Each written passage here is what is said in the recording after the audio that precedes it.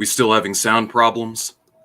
I just plugged in my headphones. They're plugged in right here. We aren't going to be going through any audio related videos, so I plugged in my headphones. So if that doesn't fix the echo and we perpetually have sound problems, I don't know what it is, but my Wi-Fi has been kind of shitty.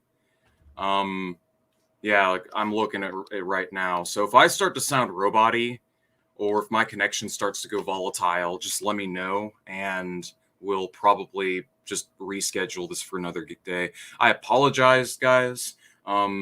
Just got a call from my significant other complaining about life problems, and I had to talk to her for a minute and basically listen to her vent because she's dealing with some bullshit at her job. So, but anyways, enough about drama, enough about myself. Let's go ahead and get started. So anyways, this is a seminar or an introductory guide to Marxism-Leninism. I'm making this stream because I've done a lot of criticizing on this channel and I've talked about a lot of what I'm against, but it's easy to criticize and talk smack and lambaste, your peers and your neighbors without providing a viable alternative. So that's what we're here today. I'm here to talk about why that viable alternative is very, very likely Marxism-Leninism. Not certainly, but very, very likely.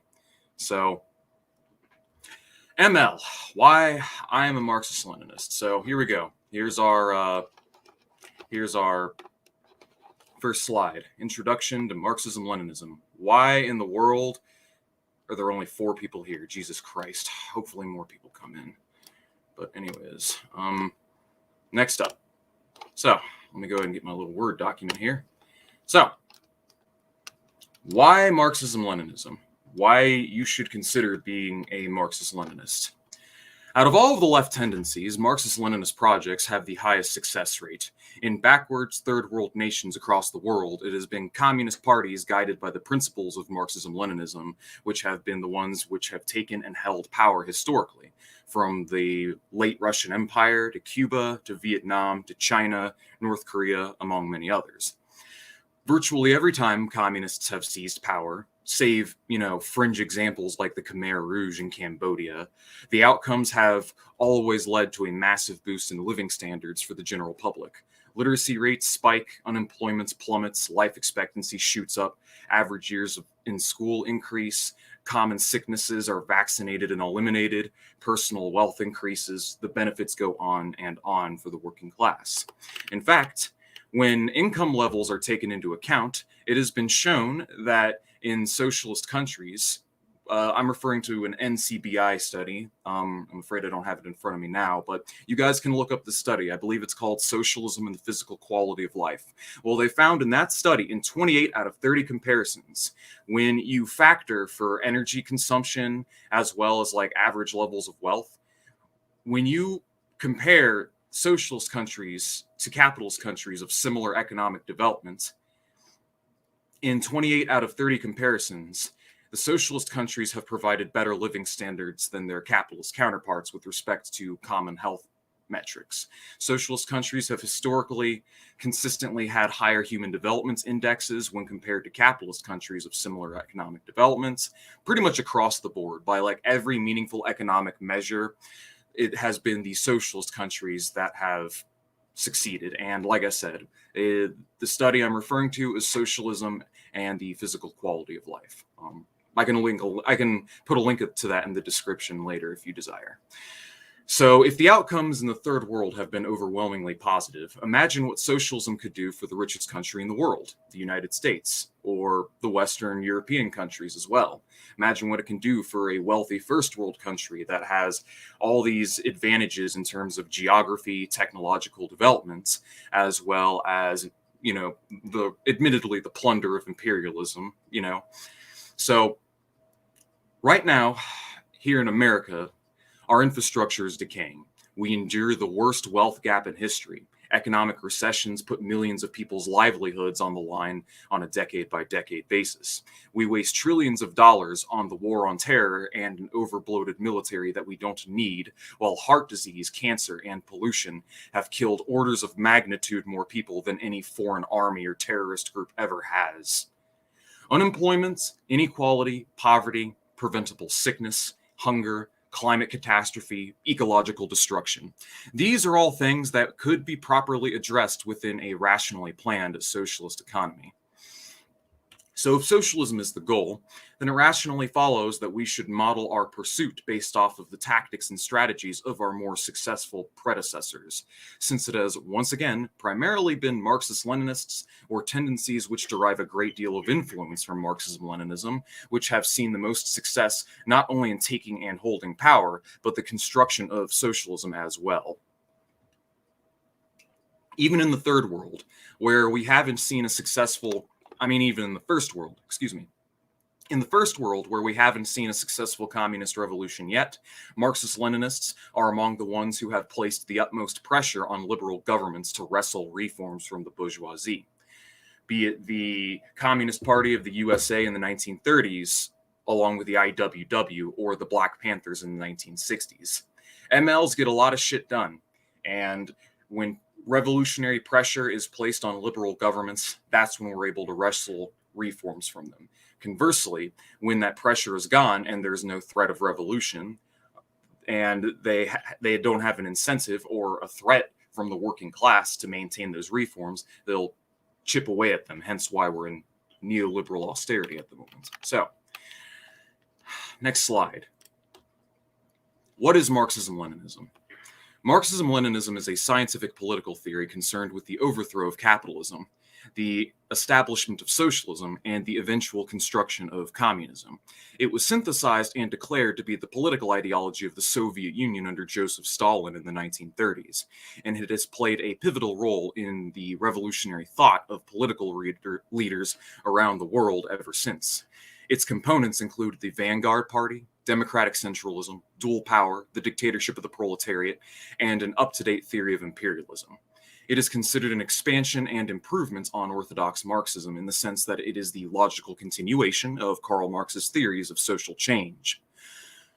Many of Marx and Engels' writings and theories prelude the Vanguard, from the Communist Manifesto to the Critique of the Gotha Program to the 18th Premier of Elise Bonaparte. Marx wasn't a vanguardist, but many of his ideas predate the vanguard. So in a sense, he was kind of a proto-vanguardist. He talks about the need for the communists in the party to basically be the theoretical leaders and the disciplined leaders of the movement. So the logic and rationale from Marx and Engels continue on into Lenin's work. So, brief overview of Marxism. Marxism can best be described as a scientific critique and analysis of capitalist political economy, as well as a theory of social change. In contemporary Marxism, there isn't exactly a template for how revolution and the construction of socialism is to be done.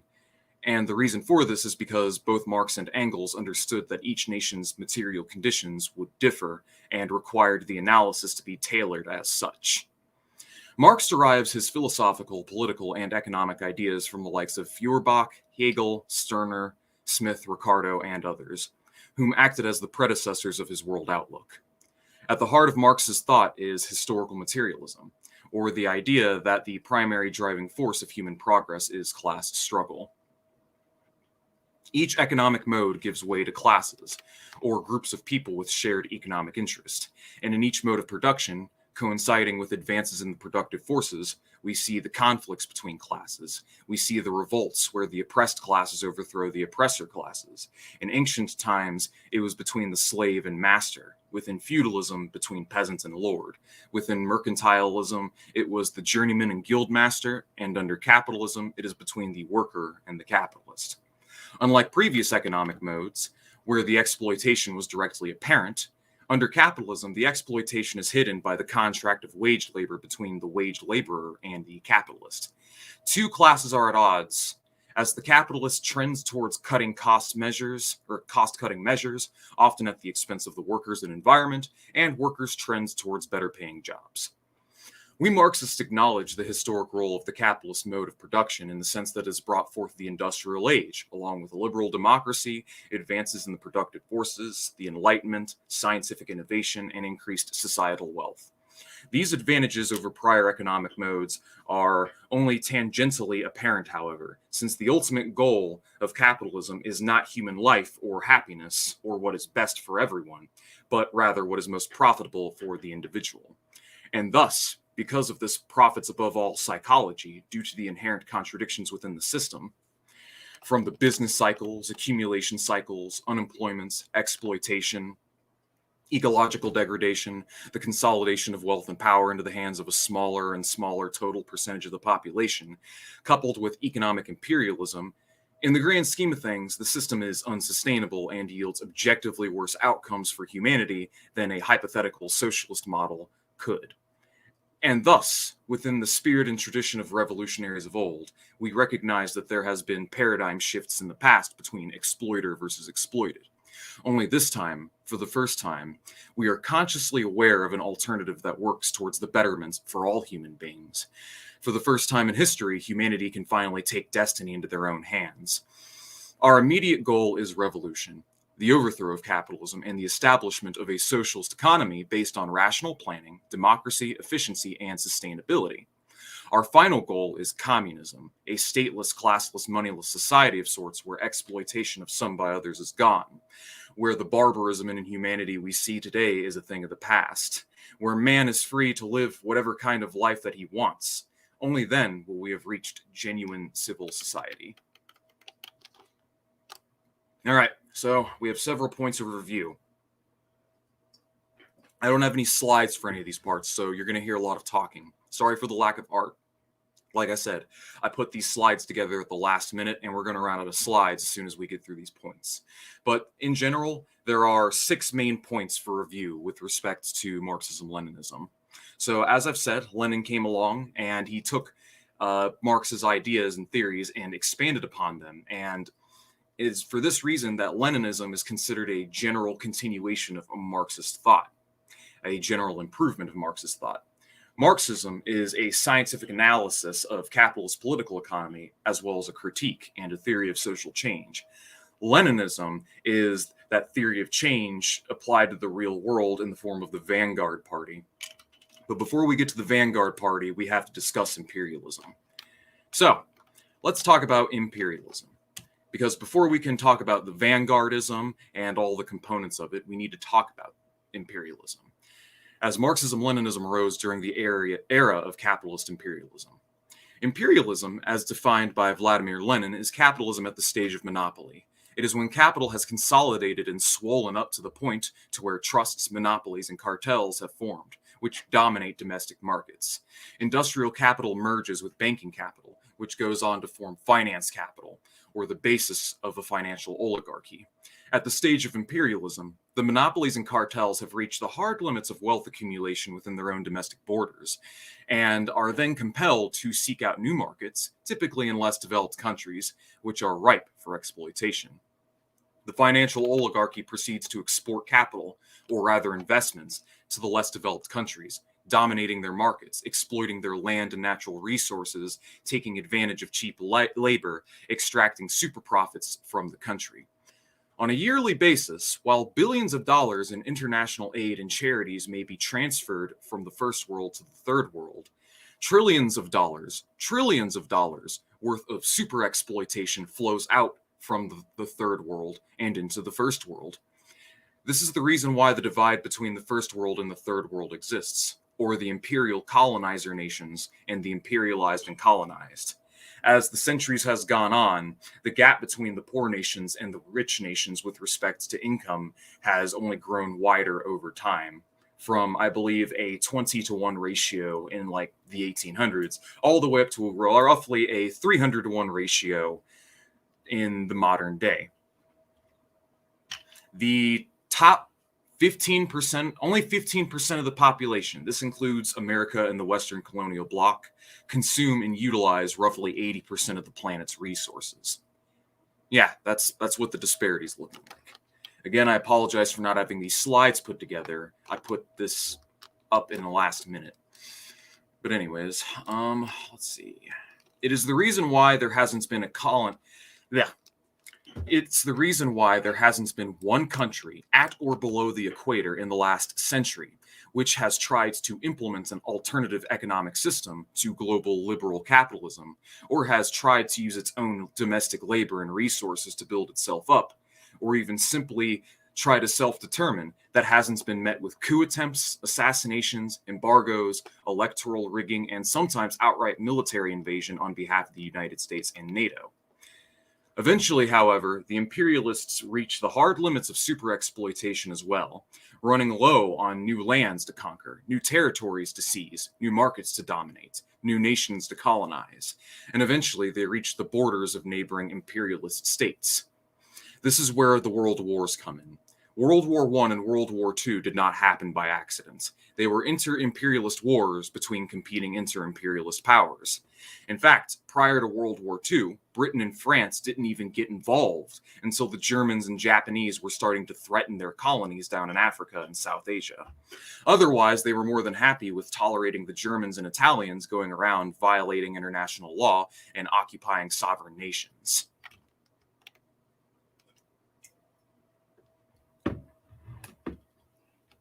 Lenin and Stalin both predicted World War II. In fact, Lenin predicted that there would be a series of world wars between the competing imperialist powers, battling each other for markets and resources. And this may very well have been the trajectory that we would have gone down if it wasn't for the advent of the atomic bomb. Nuclear warheads have changed the game quite a bit, as now nations are largely deterred from directly invading one another anymore due to the threat of mutually assured destruction. In the future, I'll do a more extensive presentation on imperialism as a phenomenon, but for now, this should be sufficient. All right, so let me see. One moment. I'm going to see if I can share something else with you guys. That we're about to cover Vanguardism, but I'm going to go ahead and since I don't have slides, I'm going to go ahead and share window.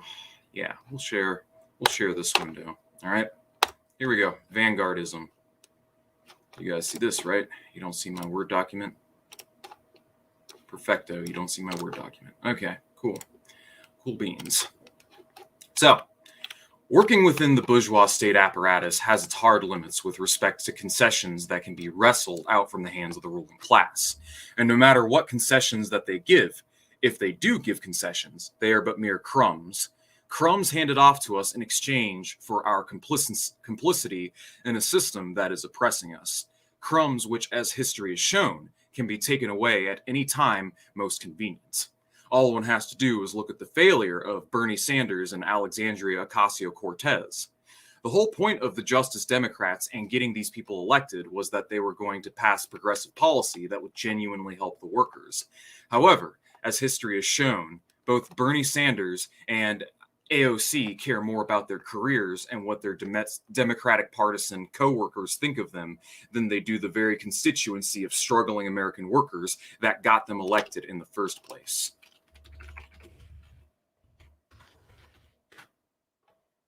Yeah, people are not our friends. Carrying on. During both the Sanders campaigns of 2016 and 2020, the moment the establishment candidate was winning, the Sanders campaign infrastructure, which could have been retooled and integrated into a third party representing the interests of the working class, instead collapsed during both campaigns, right after he endorsed the establishment candidate. In both cases, Sanders gave up and endorsed said candidates, Hillary Clinton and Joe Biden, both of whom are, mind you, racist, elite, soulless, heartless, corrupt, warmongering, child-killing sociopaths. And then there was Occupy Wall Street in the BLM protests of 2020, which accomplished nothing due to the lack of guidance, cohesion, or a list of organizational demands. The outcome in both instances was a bunch of people going out and cathartically lashing out against the system and then being co-opted by establishment politicians. Nobody should be surprised that in either of these cases that nothing meaningfully changed. America's political system is designed to neutralize and recuperate the grievances and frustrations of American people and channel it into an outlet which fundamentally does nothing to challenge power. This is where the Vanguard Party comes in. The Vanguard Party is the party of the working class, comprised of the most disciplined, resolute, theoretically advanced, and ideologically committed revolutionaries within the ranks of the proletariat. The Vanguard Party is tasked with organization and consolidation of working class power against the ruling class. The Vanguard operates on its own terms, separate the bourgeois state, rendering it highly resistant to the kinds of co-opting and recuperating that typical reformists and unorganized spontaneous uprisings fall victim to. Vanguardists work within trade unions, tenants unions, workers' militias, mutual aid networks, and various other workers' organizations to draw the deepest sections of the proletariat into the fray. As the contradictions of capitalism intensify, the general populace will grow more polarized in two directions. Since the liberal status quo is failing the people will naturally look for alternatives, typically in the form of socialism and fascism. It is the job of the vanguard to rein that favor in, to harness it, to utilize it to challenge the capitalist system. This can be done through a combination of political agitation, that is, inciting protesting, striking, rioting through calling upon the outrage and audacity of various contradictions within the system, education, or teaching the masses that the system is inherently flawed and explaining why we should want a new system, and lastly, organization, that is, organizing unions, militias, labor councils, charity programs, and so on as to build up the pillars of resistance and working class solidarity. Finally, at the climax of class struggle, there is the revolution, or the outright overthrow of the capitalist system and its replacement with the worker states. Number three, construction of dual power. In fact, I think I'm going to go ahead and share my notes with you guys. How about it? You guys want to see my notes? Let's do this. Let's go ahead and just share the whole screen. I think that's a good idea. So let's go ahead and pull this up. I'm going to pull this up to the right. And I'm going to pull up the document that I'm reading to the left. There we go. There we go. Give you guys something to look at. So next up is the construction of dual power. The Vanguard Party does more than simply spearhead the charge towards the construction of socialism. It guides the aforementioned workers and organizations along the path towards the right path, much like an orchestrator directs a symphony.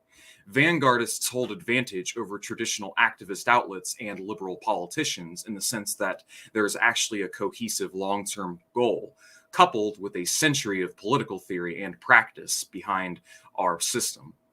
We have the advantage of being able to look back and to reference the brilliant political thought of successful revolutionaries, from Marx to Lenin to Luxemburg to Che Guevara and so on. The workers' organizations led by the Vanguard serve not only as a means of genuine power and representation of the masses, which succeed in their task in ways that the political establishment has failed, but also as the organs of a new worker state, which is to be formed after the revolution. I repeat, the unions, mutual aid networks, militias, councils, and other mass organizations will go on to form the backbone of the new worker state under socialism. We must therefore work within these organizations on top of forming them wherever they lack presence, for they will aid in the cultivation of working class solidarity, power, and class consciousness, as well as the formation of a new state apparatus within the shell of the old.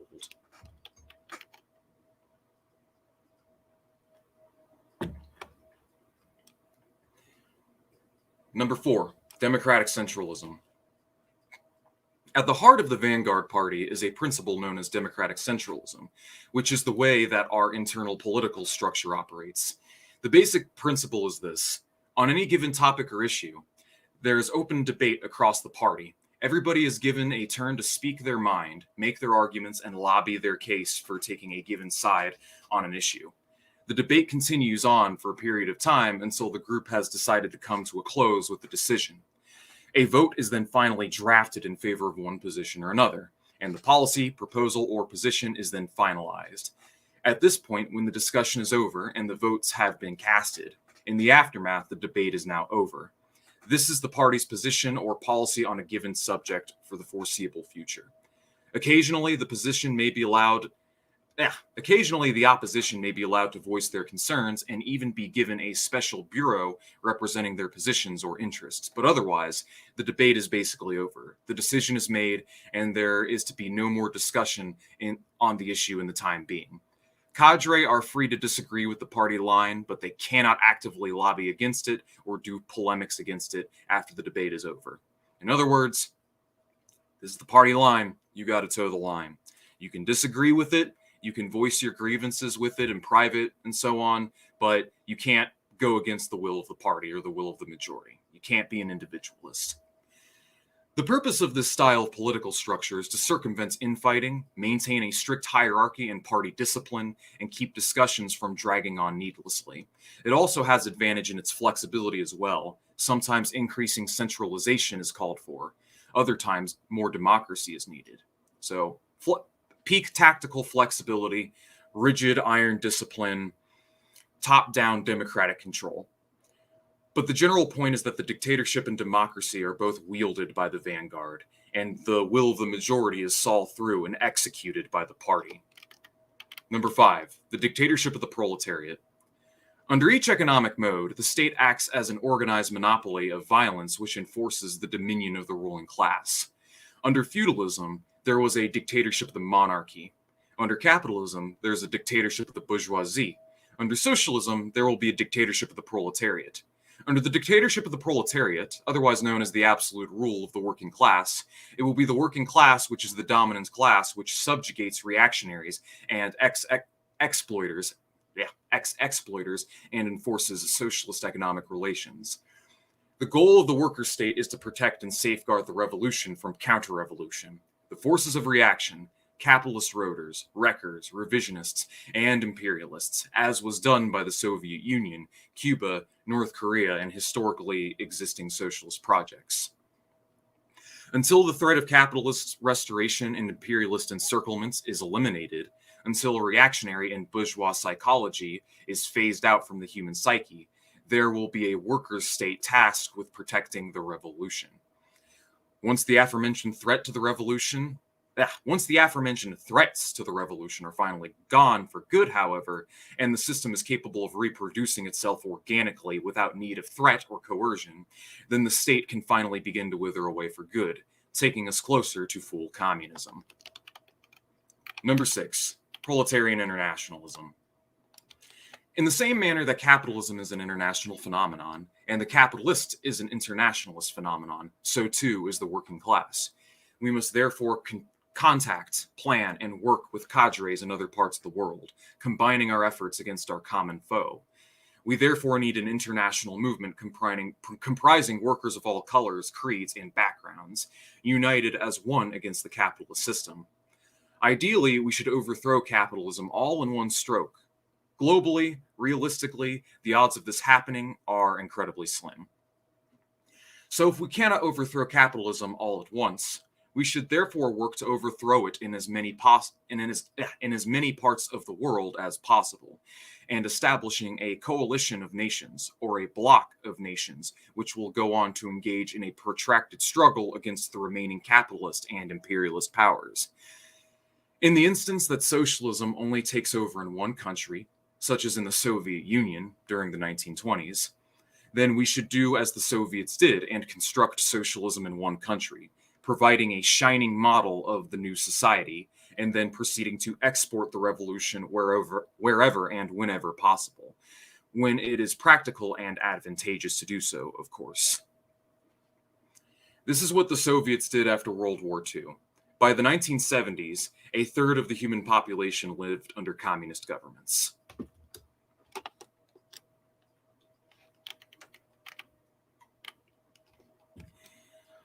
Conclusion. The struggle and issues that we face today are an emergent byproduct of a system that is fundamentally based on greed, exploitation, and personal enrichments at the expense of others.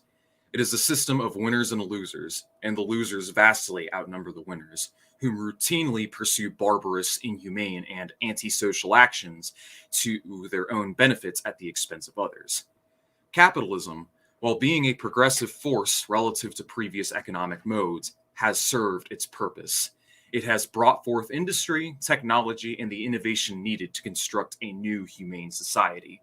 In order to resolve the problems that are an emergent byproduct of global capitalism, the workers of the world must recognize their own collective class interests, consolidate into organizations of workers' control where they fight for said interests, and unite behind a common political line to spearhead the charge towards the outright overthrow of capitalism and the establishment of a new system based on common ownership of the means of production, rational economic planning, and ecological sustainability. Out of all of the left tendencies on record, Marxism-Leninism has shown the most promise for success and has historically demonstrated the best track record with respect to revolution and the construction of socialism. We must therefore utilize the tools that we have to our advantage, from over a century of written theory and practice, errors and successes to take from, and ironclad discipline with respect to our dedication to the revolution. In this way, we can truly liberate humanity and realize freedom and liberty for all. Okay, so that concludes the first part of this. So, in the second part, I'm going to be talking about praxis. Unfortunately, I do not have anything prepared for this part of the documents. I'm mostly going to be talking about Marxist-Leninist states and some of the achievements. So for brevity's sake, I haven't written anything on this segment. I'm largely going to be going off the cuff. So, let's talk about a few examples. Starting with Soviet Union, then going on to Communist China, Cuba, North Korea, and we'll leave Vietnam out. I don't know enough about Vietnam, but I will say one positive thing. Vietnam, though dangest, is one of the cheapest places in the world to live. They have a very strong social democracy. So though they are not socialist at this time, I mean, it's really debatable as to whether or not they were really socialist in the first place. They are a red social democracy led by communists. And the same goes for China and, I mean, more or less Cuba at this point. But Cuba is closer to socialism than China is.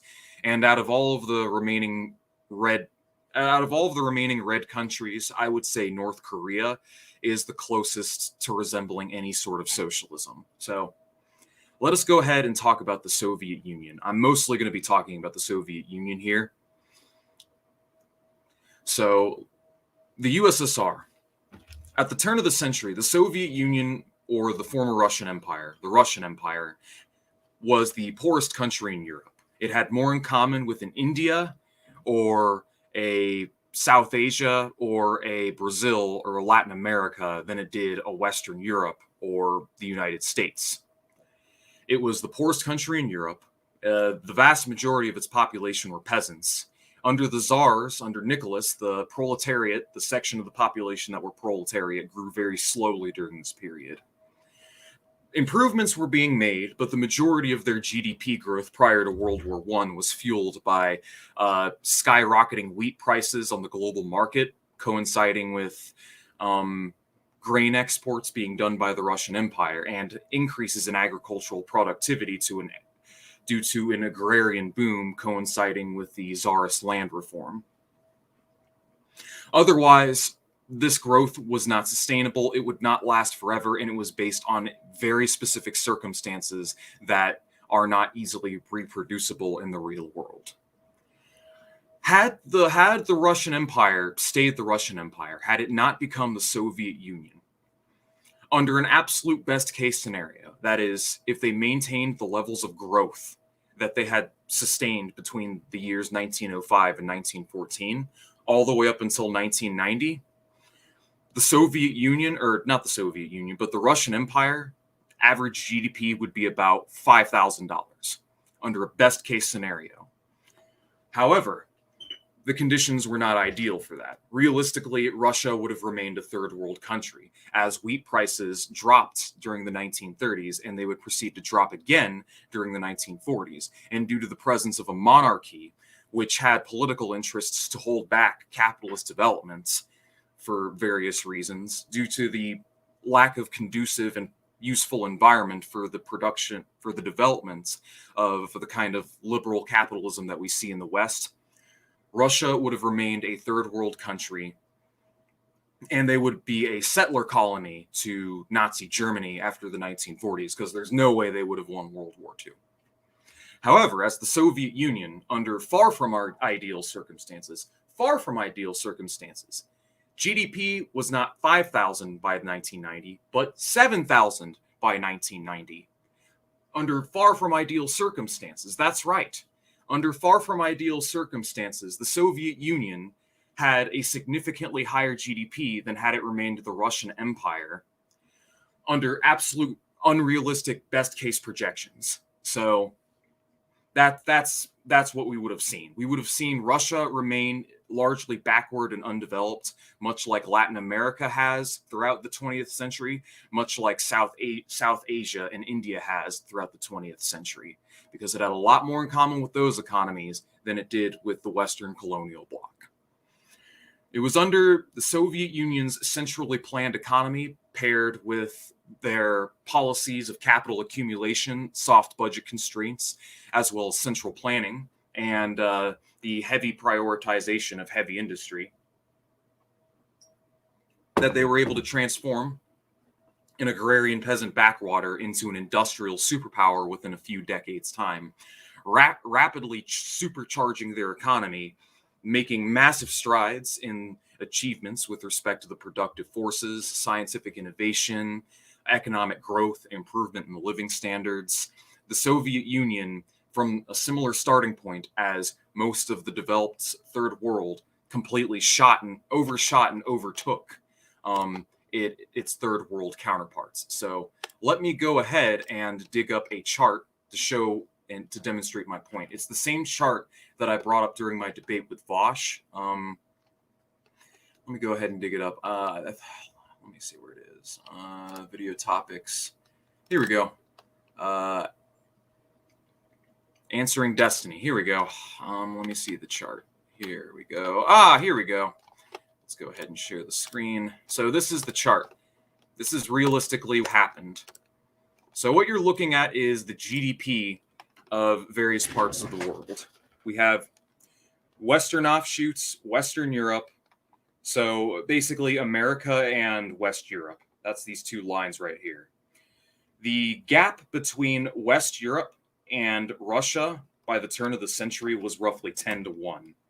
By the end of the century, it was a 3-1 gap. So they significantly closed the gap within, I believe, about 70 years' time. So what we saw was a flatlining of economic growth and then the hypercharging of their economy through the 5-year plans. We didn't start to see a slowdown of their growth until the 1970s, when the very policies of soft budget constraints, capital accumulation, and central planning were starting to reach their hard limits. Now, in another talk, I will explain what contributing factors contributed to the fall of socialism, the fall of the USSR, because it wasn't just capitalist encirclements, though capitalist encirclements did play a significant role. And the arms race with America did strain the USSR's economy, on top of the fact that they were subsidizing the developments of socialism all across the world. None of these things by themselves were the true root cause of it. They were just periphery causes. But like I said, that is for another talk. This is just to showcase that planned economy does work. Because when you compare it to Latin America or East Asia, like I said, their growth was largely propped up here by the agrarian boom. And the trend line here, I'm going to actually edit this real quick. I'm going to go ahead and pull that up. Here's what the trend line would have looked like under a capitalist Russia. Now, this is just my estimation, but again, I'm getting all this information from farm to factory. So the trend line would have looked something like this. Had they stayed capitalist, had they stayed the Russian Empire, it would have looked, no, that's being too generous. It would have looked something like this. So right here, It would have been less than 5,000. It would have been 5,000 if they're lucky. But this is what the actual, like, real GDP per capita in adjusted dollars would have been. So it's just an example of what I'm talking about. I could go on and on about the achievements of the Soviet Union, how they saved the world from fascist terror, how they made countless contributions to the realm of human knowledge, how they acted as a bulwark against U.S. imperialism, how they defended and aided revolutionaries in the Third World in their struggles, and by the 1970s, a third of the world map was communist governments. So let me guys show you another thing. So this is what the world looked like once upon a time, and it was thanks to the efforts of Marxist-Leninist states. So India was never really socialist, but pretty much this is where their sphere of influence really was. So this is what we're looking at, more or less. They would have taken over a lot more of Latin America if America wasn't relentlessly fucking with their backyard, because that's basically what Latin America is, America's backyard. But I digress. So the Soviet Union during its time, it was the first and worst real shot at a new economic model without any prior example. They made massive strides in achievements, rapidly and dramatically improved living standards, and showcased that you could do these things without capitalism. You could do these things without propping up the profligate waste of a ruling class, without imperializing and colonizing and genociding off entire sections of native domestic population. They made these achievements. They did all these things with nowhere near the levels of barbarism and inhumanity that America and Western Europe are guilty of. So, briefly touching up on China. Again, China's industrial base, built under Mao Zedong. Some of the most dramatic improvements in living conditions happen on the watch of Mao Zedong. All right? And though it is true their GDP began to skyrocket and soar, like that's when their GDP soared, is when they basically liberalized. The point is that their developments was guided by the heavy hand of the Communist Party through direct poverty alleviation programs and hard social democratic reform, basically. So the majority of improvement in the third world and living standards and poverty reduction, according to neoliberal statistics, roughly 70% of it has taken place in China in the last half a century, a country that does not follow the laissez-faire liberal neoliberal policies as proposed and espoused by the IMF and World Bank. No, what they have is a hardline state capitalism. And that is what has helped to fuel their growth, as well as protectionist trade policies and the red social democrats routinely reining in their industry. But it could be even better had they not broke with the Soviet Union and had not liberalized. I'm fully convinced of this, that China would have modernized even faster and their achievements would have been even better under a proper socialist model. Cuba, North Korea, two countries that have been encircled and besieged by the most powerful empire in history, have consistently higher living standards and human development indexes relative to liberated capitalist countries of economic parity.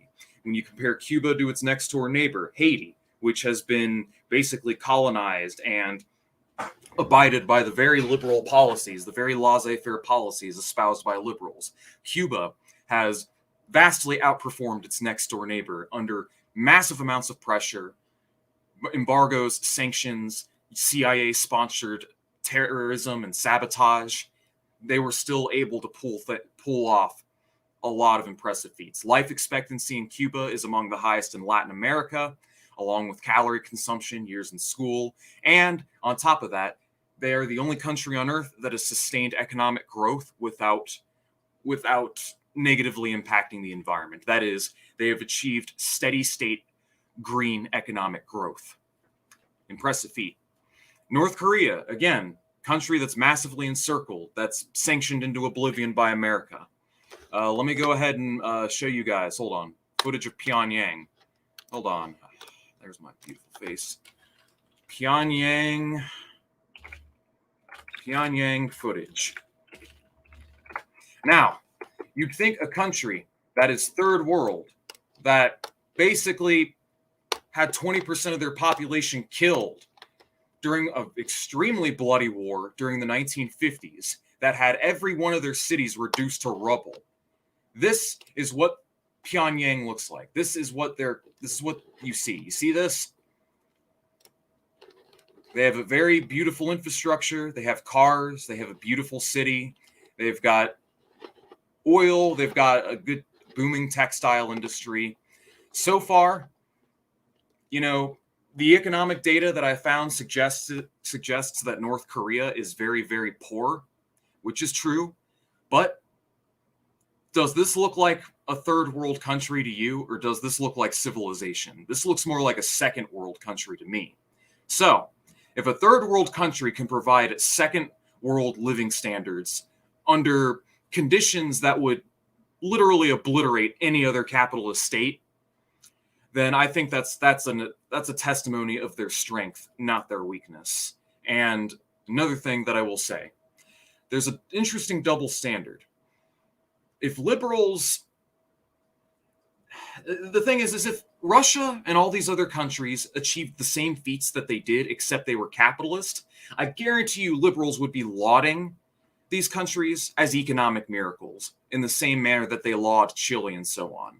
They would be lauding these countries as economic miracles if they made the same achievements performing under the pressures that they did, all right? But because they're socialist and because people have been brought up and brainwashed into thinking socialism is like evil tyranny, the result is that they're biased. There's a very strong bias, But anyways, I believe I have sufficiently covered the general outline of the achievements of Marxist-Leninist states and what they have done. I'm just saying, for the first time in history, we had governments emerge that actually represented the interests of the working class. That is not a thing that was a thing prior to capitalism or during the emergence of capitalism. All right? And now, we are going to get into the third segment of this. Let us talk about left and right deviations, or other forms of leftism. We're going to overview different forms of leftism, and we are going to talk about some of my criticisms of these forms. So, Marxism-Leninism versus the left and right trends. Starting with anarchism. Anarchists share a common goal with us communists, a stateless, moneyless, classless society where the means of production are held in common. The difference is that anarchists seek to rush straight towards that society via the abolition of the state at the onset of the revolution and its substitution with a kind of federation of free territories. Anarchists eschew the kind of top-down nature that Marxist-Leninist projects have historically taken on, seeing it as an intrinsic part of their ideology, rather than a reaction to imperialist encirclement. They have thus saw it to distance themselves from the state and instead favor a kind of bottom-up autonomy and free association in the form of a not state, so to speak. And in that regard, what anarchists refer to as state capitalism or authoritarian socialism, what Trotskyists refer to as degenerate worker states, what all these ultra tendencies refer to as not true socialism can better be described as a dictatorship of the proletariat engaging in a protracted struggle against imperialism as a single country. So, yeah, socialism in one country, in other words. In practice, due to its decentral, bottom-up nature and lack of ability to exercise authority, anarchist projects have never been able to seize power outside of small territories for short periods of time. Under many occasions, they have been crushed by a stronger, more centralized, more disciplined, more well-organized force. And on top of that, within the territories, many of the choices and decision-making bodies tend to take the form of something resembling a state. Anarchist Catalonia had its gulags, Makhno's Free Territory had its secret police, and Rojava is functionally a social democracy and Kurdish ethno-state. The point remains clear.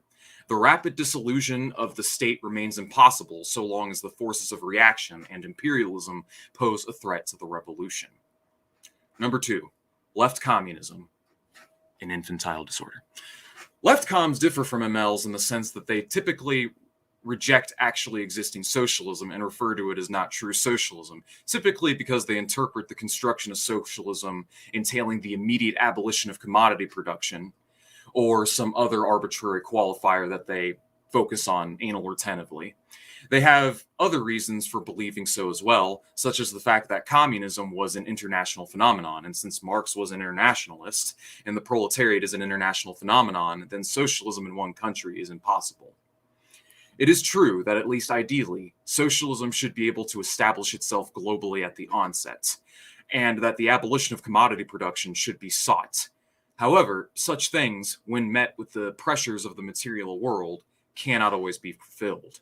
If socialism takes over in one country but fails to do so in the rest, then what is that single country to do? Give up the construction of socialism? Or try and construct it on its own terms on home and then export the revolution when the time is right? Which, mind you, is exactly what the Soviet Union would go on to do after World War II.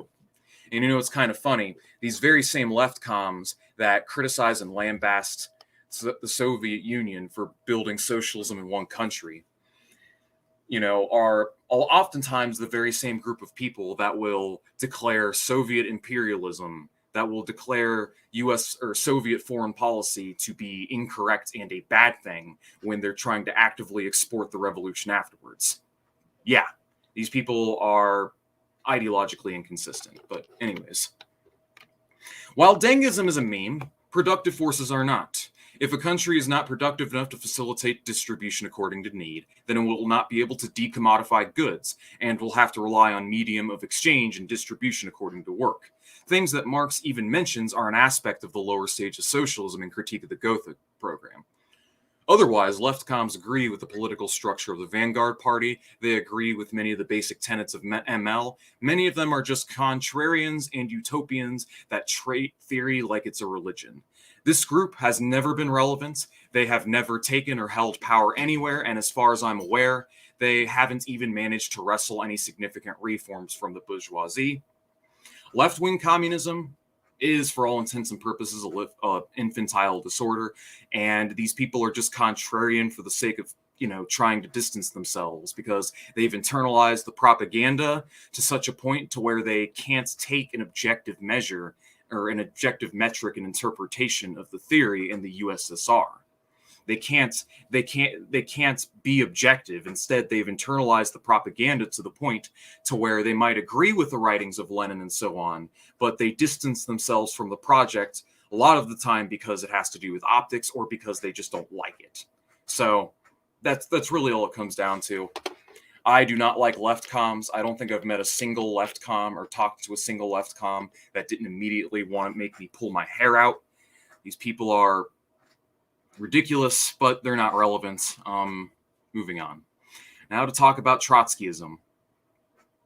Trotskyists are what can be best described as Marxist-Leninists, which are salty that their favorite historical figure lost in the political arena, fair and square. Once again, they uphold many of the basic tenets of ML, but feel because the revolution didn't happen globally, that the USSR and other socialist countries became deranged worker states or whatever, or worker states with a solidified bureaucracy or nomenclatura that was a distortion of what actual socialism was to be. They agree with Trotsky's line of permanent revolution over Stalin's line of socialism in one country. Trotskyists believed that Trotsky was the rightful successor to Lenin, and that Trotsky going on to becoming basically the communist Napoleon would have been preferable to Stalin. The issue with permanent revolution in the context of the 1920s Soviet Union was twofold. For one, the USSR was heavily battered from the First World War and Civil War, losing 9 million people between both wars, as well as the wrecking of most of what little industry that it had. And for two, after 8 years of war, that is Civil War and World War, the last thing that anybody wants to do is fight yet another war. Permanent revolution as a policy was wildly unpopular, along with war communism as well. And yet Trotsky wanted to pursue and maintain both. So Stalin came along with a far more popular and pragmatic decision. Sure, we could go to war with Europe.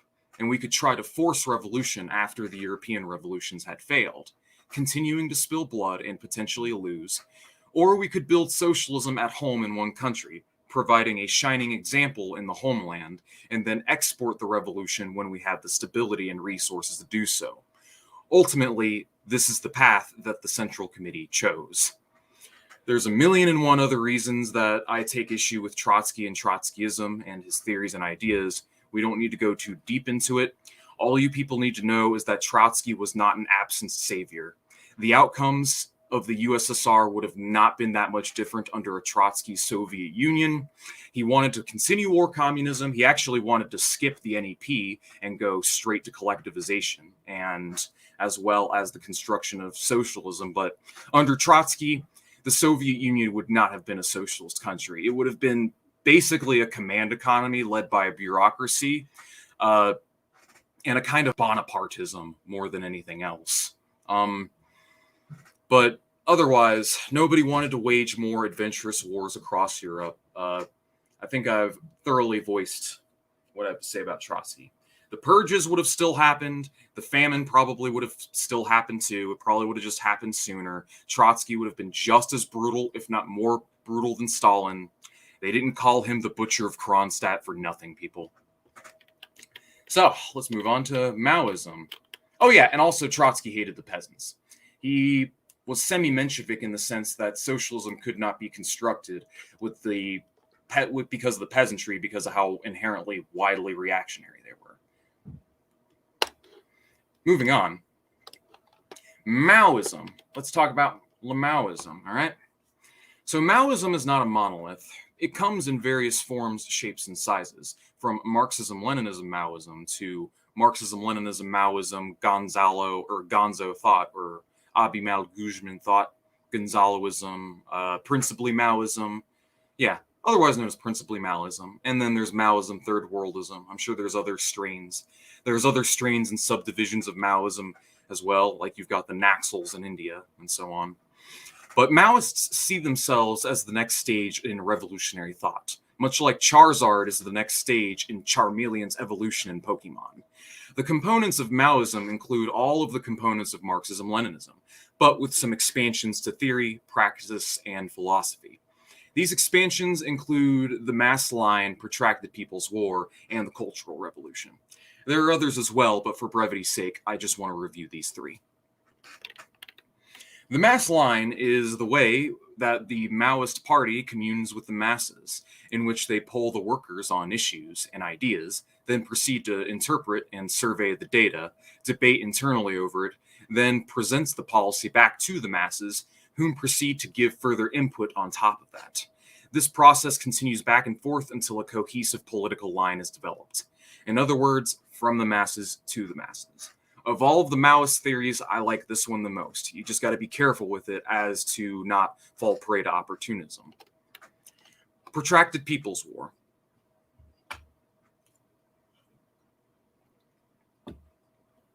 Protracted People's War is basically a strategy of guerrilla warfare, where the revolutionaries engage in a decades-long armed struggle against the liberal governments. The guerrillas will occupy the countryside, where they will blend in and win the sympathy of the peasantry, while drawing the enemy forces deeper into the country, straining their supply lines and engaging in periodic armed warfare, typically utilizing hit-and-run tactics. Mao Zedong was a brilliant military mind, and his tactics, at least for the Chinese Revolution, proved effective. Some Maoists argue that protracted People's War is universal, as in it can be done anywhere and everywhere, while others hold that the legal struggle should be prioritized over the militant struggle in certain countries. Maoist guerrillas in Nepal, India, Peru, and Indonesia have been engaging in this type of armed struggle for decades. Lastly, there is the Cultural Revolution. The Cultural Revolution, in theory, should coincide with the Socialist Revolution. The basic idea is that the superstructure needs to be rapidly transformed alongside the economic base. The way that this is done is through the representation, or through the repression and purging of old traditions and culturally conservative values in favor of new traditions and new proletarian values. In China, the Cultural Revolution lasted for a decade, spanning 1966 to 1976. After the falling out of favor within the party after the Great Leap Forward, Mao feared that the revolution may have been compromised, so he would proceed to have a series of public appearances across the country, going from commune to commune, speaking in front of crowds of young Chinese peasants. Mao would proceed to warn of the dangers of revisionism and rightist deviationism, and speak of the need for a second revolution. Kalashnikovs and little red books were passed around and distributed to the youth like candy, as Mao would go on to tell the peasants to rebel against his own government. Very based and very crazy at the same time, to be sure. So, in practice, the Cultural Revolution, as I stated, is supposed to coincide with the Socialist Revolution. You rapidly transform the superstructure, which means you're going to be burning down a lot of churches, you're going to be jailing a lot of priests, you're going to be replacing all the old bourgeois art and media with new proletarian art and media. You're going to get your proletarian version of Game of Thrones, your proletarian version of Baldur's Gate, as well as Halo 3, and it will all be called not Baldur's Gate, not Halo. New values, new traditions, new art, in substitution of the old. You rapidly transform the superstructure alongside the economic base. This is the theory. Now, let's talk about some of my issues with Maoism. Then we're going to talk about my issues with Gonzaloism, because I do differentiate between the two. And then lastly, my issues with Third Worldism. So, Maoists. General Maoism, I think there's a lot you can take from some of their theory. I do like the concept of the mass line, and I do like Mao's contributions on contradiction, but there are certain things that I don't think are applicable to the conditions of the First World, more specifically the United States, and I'm more referring to protracted People's War.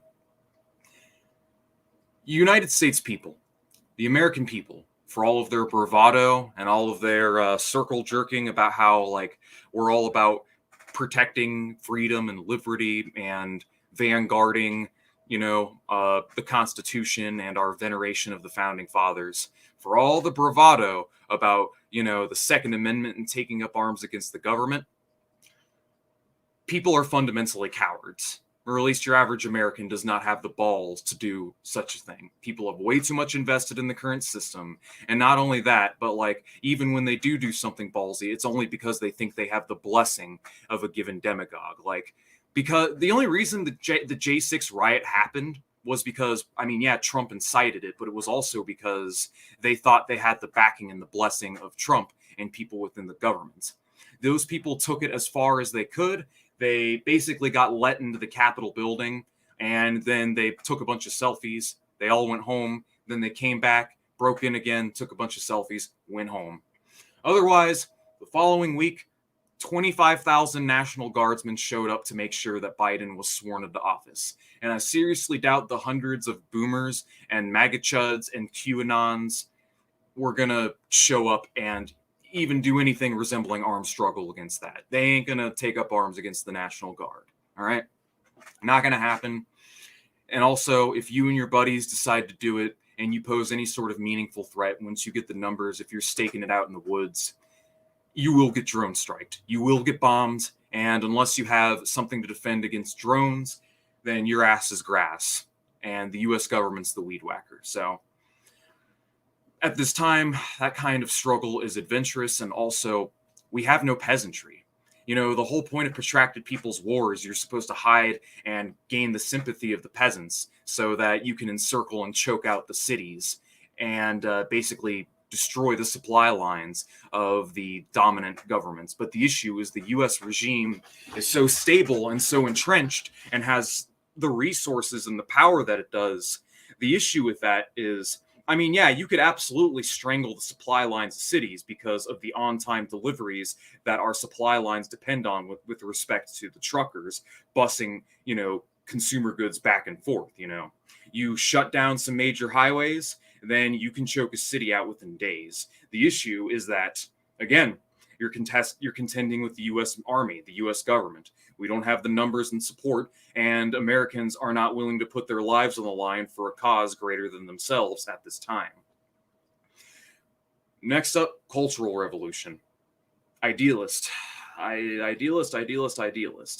You cannot just simply forcibly change and uproot the superstructure alongside the economic base. You need to change the economic base, and the superstructure will... And the new superstructure should emerge from the economic base on its own organically. You shouldn't just have to force and impose by way of gun and by way of just straight up terror from a bunch of red guards basically going around terrorizing and beating the shit out of reactionaries left and right. You know, I'm not saying that terror, I mean, there's going to need to be terror, but the issue is like the Cultural Revolution. The reason why rightists gained such a foothold in the Chinese Communist Party is because it was a reaction to the devastation wrought by the Cultural Revolution, you know, because they were destroying all these monuments. They were, you know, alienating large sects of the reactionary peasantry and working class. And because of that, the alienated sects, you know, of the reactionaries basically acted as a popular base for the support of the likes of Deng and his liberal reforms and his liberalization, on top of the fact that China was basically choked and one giant version of North Korea, because at that time it was the most sanctioned country in the history of sanctions. You know, it was sanctioned by America, sanctioned by the Soviet Union, and they decided to open up to America and basically ally with the Americans against the Soviets, and coincidentally completely put a knife in the back of the revolution. So Cultural Revolution's idealist. I'm not sold that it's a solution to revisionism. I've talked to Maoists about the Cultural Revolution. If it really is the antidote, then why didn't it work in China, is what I ask. And they're like, well, it was the first time it happened. It happened too late. It didn't happen soon enough. And to me, these answers all just sound like cop-outs. They sound like cop-outs to me, because they had the Cultural Revolution sustained for a decade. And the second that Mao died, literally the second Mao died, the Gang of Four got arrested, and Deng immediately took power, like right afterwards. So if the solution to revisionism is the Cultural Revolution, you know, I'm just saying, based on the practice I've seen thus far, I'm not impressed. Otherwise, Maoists, there's a lot of reason to be Maoist in the third world. There is not a lot of reason to be Maoist in the first world when you have such a stable, entrenched, embedded imperialist regime that has perfected the art of manufacturing consent, disruption, distortion, propaganda, as well as like just grabbing the general public by the balls and keeping people complicit in the system that oppresses them. You know, you're just going to alienate people if you're going to go out in the countryside and you're going to start shooting cops and shooting National Guardsmen, based as that might be. So to practice Maoism as in Peru, or Maoism as in India, at this time at the very least, is just adventurism, and it will remove you from the masses. I can see Maoism being much more applicable and useful in an India, or an unstable, broke-ass third world country that is already on the brink or on the cusp of a serious economic crisis or crash. But within the context of the stability of the imperial core, I think we need a different strategy. Gonzaloism is a cult. I've spoken to Gonzaloists. They are literally guilty of the very book worship that they claim to eschew, because these people agree with Mao's ideas all the way up to his garbage dog shit ideas towards the final years of his life. Mao himself was a revisionist and straight up a wrecker in the final years of his life. I'm sorry. But allying with the US against the Soviets, the polemics against the Soviets, along with the hostility towards them as well, the increasing tensions, which actually led up to border conflicts as well, the slandering of the USSR, the claiming that it was a fascist dictatorship of the Hitlerite variety, the straining of relations, the allying. Again, you're going to fucking criticize Khrushchev for pursuing peaceful coexistence and revisionism because the Soviets didn't want to immediately fight America right after World War II, after they got, 1, leveled, 2, lost 30 million people on the Eastern Front due to the Nazi invasion and occupation, and 3, America has nukes. They don't. So it makes absolute total sense why Khrushchev isn't gonna fucking go to war with America right after World War II. And then Mao is going to criticize Khrushchev for that. And then a decade and a half later, he's going to turn around and ally with the great Satan against the world's sole socialist superpower, even if it's revisionist. Like, what the fuck is that shit, dude? That's straight up wrecking. That is straight up undermining the global movement over your own cynical power pursuits and personal gain, as well as national chauvinism. Really, that's really all it is. Mao wanted to be the man. He just had to be the man. That's really all that was, if you want to know. So sorry, gonzos. Also, you're a bunch of larpers. Sorry, I've seen your action. I've seen what you people do, and they, like, Gonzaloists in the first world do engage in straight up Fed shit. What am I talking about? Breaking up and disrupting DSA meetings, beating up and harassing the PSL, driving the PSL away from protests, like actively attacking and harassing other left-wing groups. You know, this is, like Jason said, it's just straight up wrecking, you know? Now, I'm sorry if this touched a nerve. I'm sorry if this stepped on some toes, but I'm just preaching the truth here. And as for third worldism, too pessimistic, but I'll briefly overgo that. Third worldism is the idea that people in the first world are too bought off to fight back, that they have too much invested in the current system to want to overthrow it, and that's why they pursue reform over revolution, and that we should prioritize revolution in the third world over the first world. That's the general idea behind third worldism. The idea is cut the first world off from its source of exploitation and, you know, starve the beast, so to speak, make the third world revolutionary successful because that's where the potential's at. And then the first world will enter crisis. And when the first world enters crisis, then it will have a chance to go revolt as well. My issue with this is, while I'm very much pro-internationalist, I think that I feel like there's a lot of issues with this strategy, and I'm just going to touch up on a few of them. The main problem is not just imperialism, though. I mean, ruling class hegemony is a big part of it. So the Americans and Westerners in general have internalized bourgeois propaganda and ruling class hegemony to the point to where, like, it's like all they know. And not only that, but also the material security. So, I mean, there is something to say in the sense that people are bought off, but this isn't going to be the case forever, all right? There's plenty of issues that you can agitate around. There's plenty of social change, positive change you can affect. What we need is a counter hegemony, and we need to challenge the narrative.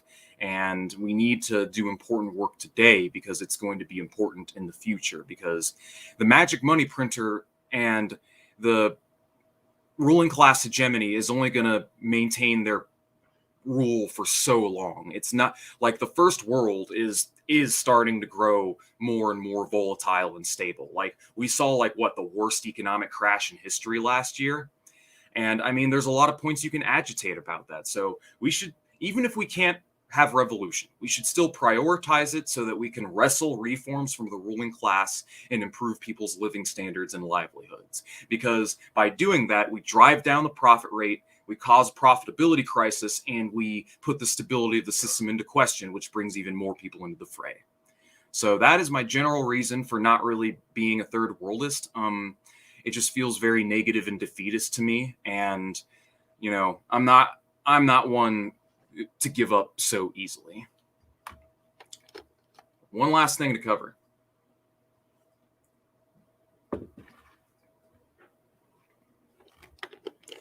All right. Lastly, let us talk about revisionism. Now, this term gets passed around a lot in leftist circles, but a lot of people don't know what it means. I feel like revisionism, fascism, liberalism, in a lot of ML circles, they use these to brand and label anything they don't like, basically, as revisionism. This is what Maoists do with Khrushchev, you know. So Khrushchev, the revisionist, they'll accuse him of revisionism. They'll accuse this, and that. The Soviet Union was revisionist. And, obviously, my stance is that's bullshit. The USSR didn't truly go revisionist until Gorbachev in the 80s. But again, we will talk about the Soviet Union and its downfall in another discussion. Revisionism can best be described as the watering down or the muddying of the message or the defanging of the revolutionary bite. It is it's the watering down of Marxism. It's the watering down of the message for the sake of mass public appeal, for the sake of appealing to liberals and pandering to liberals, basically. It is the taking of Marx's message and tailoring it so that Marx is basically no different from a common liberal. There's a great pamphlet Lenin wrote, a great polemic called The Proletarian Revolution and the Renegade Kautsky. And Lenin viciously rips Kautsky a new one for completely bastardizing and distorting Marx's conceptualization of revolution and the dictatorship of the proletariat. All right? So let me give you guys some examples of revisionism, all right? Fornicating too much with the bourgeois state is a form of revisionism. The goal should be to form a worker state of our own, not work within the bourgeois state, which is established and entrenched to facilitate the ruling class and accommodate the needs of the capitalist system. We need a state that accommodates the needs of the working class and serves to reproduce and construct socialism. That's what we need. We don't need to work within the current state. We need a new state that facilitates socialist economic relations and the establishment of revolution and socialism. All right, that's a form of revisionism, or the removal of the talk of class struggle. If you notice, a leftist doesn't ever talk about class struggle and the need and the bourgeoisie and the proletariat, or they hyper fetishize reform, or they hyper fetishize immediate short-term gains and concessions.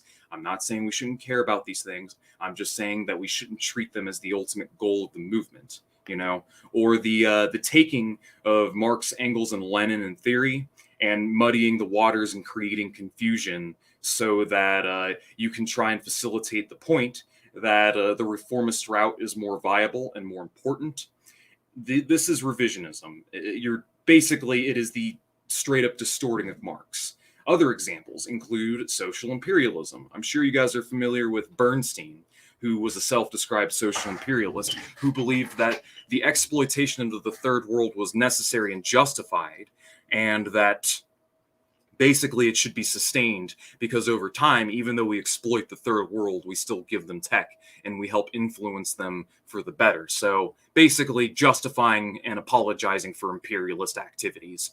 So that's an example of revisionism. Or the idea that, or just the complete removal of the context of revolution in class struggle, in the sense that we should just struggle for reforms, and this idea that through the process of the system's wealth accumulation, we can reform our way to some kind of socialism in the future where poverty is eliminated and there's no more inequality, and we can basically tweak out and tailor out all the contradictions within capitalism, contradictions that are hardwired components of the system. Yeah, you see the problem now. So, there are other examples as well. Let me think of a few others, but those are pretty much the main ones that come to mind. Here's a good one, Dengism. So Dengism is a form of revisionism. Time to step on more toes. I'm going to go after Dengism here in a moment. Dengism is generally the idea that China, because it already had a revolution, doesn't need to have another one. Even though they are a capitalist country that is exporting capital and engaging in imperialist economic activity in Africa and probably the Middle East here pretty soon with our withdrawal of Afghanistan, the idea that because, look, they're helping them develop, they're building infrastructure. Not infrastructure for the countries, it's infrastructure for their Belt and Road Initiative, all right? It's private Chinese companies exporting capital and labor to the third world, in basically loading these countries up on debt and taking advantage of these countries. I mean, yeah, they're offering them a better deal, but it's still fucking imperialism by the Leninist sense of the term. Get the fuck over it. So anyways, the idea that the Chinese state, all we got to do is maintain capitalist economic relations and facilitate the existence of billionaires and lobbyists within the party, as well as the presence of landlords, as well as the imperialism, the highest stage of capitalism, along with stock markets and the relentless working to the bone of all of our Chinese proletariat within the factories to build the productive forces and fulfill historical necessities so that we can have fully automated gay communism by 2100, right? That's the general theory, the general idea. Socialism by 2050, even though they have been trending in the exact opposite of that for decades. They've been trending in the direction of privatization, liberalization, further and further. Things have changed a bit with Xi, but otherwise, China is a lot further from socialism than they were under Mao. I'm not going to lie. Much, much further. I mean, it's debatable as to whether or not they were truly socialist in the first place, but I mean, that's a completely different conversation. So yeah, point that I'm trying to get at is that the David Pacmans, the Kyle Kalinskis, the Agent Kaczynskis, a few other examples, but yeah, this general sphere of people, these people in their realm of thought, their watering down and defanging of the message, their, for lack of better terms, neo-Menshevikism, basically, these reformists, these hardline reformists, their methods have been tried for centuries, and they have not brought us one fucking micrometer closer to communism. Not even close. The reason why we got those reforms in the first place during the 1930s, during the Great Depression, is because the very foundations, the very notion of capitalism itself came into question. All right? People wanted a new system. Workers were organized. All right? The very real threat of revolution was domestically a thing. In a lot of these countries, the trade union movements had a bargaining chip. They had strength. There was a literal fucking civil war in Finland over this shit. So it's been the struggle for revolution that has brought these reforms and these concessions in the first place, which they're, slowly rolling back through neoliberal austerity politics. And the reformists, the revisionists want to sit here and act like, they want to take credit for it. They want to they're standing on our shoulders while stepping on our faces. They want to take credit for these hard-earned gains and act like it's their school of thought that brought them forth. And wrong. No, it's actually been the threatening of capitalism that has forced the hand of the ruling class to be like, okay, I want to stay rich. I don't want to get overthrown. I don't want to die. So yeah, I'm going to pay higher taxes and we're going to throw some crumbs to the proles, So yeah, this is why I'm pretty hardline against these fucking reformists and revisionists, and why I think they deserve to be relentlessly scrutinized and criticized. Because they just water down and muddy the message, So that's why I'm pretty hardline anti-revisionist. Now you guys know what my general criticisms are of other left tendencies. These are the ones that come to mind. Now you guys know why I'm not in favor of social democracy, democratic socialism. That's another one, democratic socialism. Again, you can't vote your way to socialism. You can't vote your way to socialism. Not going to happen. Look at Venezuela. They're trying to do it, and they're suffering for it. The Venezuelans are trying to impose a kind of idealist cultural socialism and trying to fucking bargain with the bourgeoisie and trying to enforce a hard social democracy. But because of capital strike, because the capitalists still have capital, and because of the sanctions, they're suffering for it because they're not actually building socialism. They're not actually going through with completing the revolution. I hate to tell you guys, but if you want to make an omelet, you got to break some eggs. There's no other way around it. There's a reason why Allende failed, and it's because he didn't take power in a revolution. He took power in an election. What's going to happen? You're going to get fucking cooed. And if you don't, the capitalists will frustrate you at every turn and ruin your economy. And then they'll use this as a point to rail against socialism. Like, well, see, your system doesn't work. Look at all the shortages. Look at Venezuela, when it's the private fucking companies that are causing the shortages in the first place. And this is the reason why we need to seize the capital. Take the capital from the capitalists. So, and yeah, exactly. That's why we need a new proletarian state. We can't just fornicate within the bourgeois state. We need to operate outside of its context in order to win these reforms. And another thing is coup d'etat. It has to be a genuine revolution. It can't be a coup d'etat, because then the same thing can happen to you if you and a minority of political elites take power. I'm not a blankist. I don't want a blankist conspiracy. I want genuine revolution backed by mass proletarian organizations fronted by a vanguard or a kind of coalition of vanguards, because multipolarity is looking like a viable strategy in the modern context. So, Anyways, yeah. So no democratic socialism, no social democracy because it's a pussyfoot quarter measure and a bribe. No to Trotskyism, yuck. No to Maoism, no to anarchism. This is why I am an ML. Anyways, that's about all I have to say on the other left tendencies. I think I've described thoroughly why the rest of them are wrong and why standard ML, maybe with some improvements or expansions on theory, are probably a better route to go. But with that being said, I'm going to go ahead and enter the Q&A. We are now entering the Q&A segment of the video. You guys have me for another hour and... not an hour. You guys have me for about 15 to 20 more minutes. Let's call it 140, 145. Want to call it 140, 145? 140, 145, huh? Want to call it that? Yeah, let's call it 140, 145. Am I going to take fans on the stream? You know what? That is an excellent idea, comrade. I'm going to go ahead and post this right here. So you guys better be at your computer desk. You better have good connection. If you come into the stream and you're on your phone and I can't understand what you're saying, or you come on the stream and you're like a 14-year-old walking outside, you know, or you make things cringe. If you give me a reason to kick you out when this is supposed to be a serious discussion, I am going to kick you out. So only serious takers. Go ahead. There's the link. You guys want to come in? Come on in. Come on in. I already did. I debated Haas, and I was rather unprepared, and it was a huge mistake because Haas is a, well, for lack of better words, a narcissistic piece of shit. Not right now. I am... Sorry, guys. I am getting... Damn. People are blowing my shit the fuck up.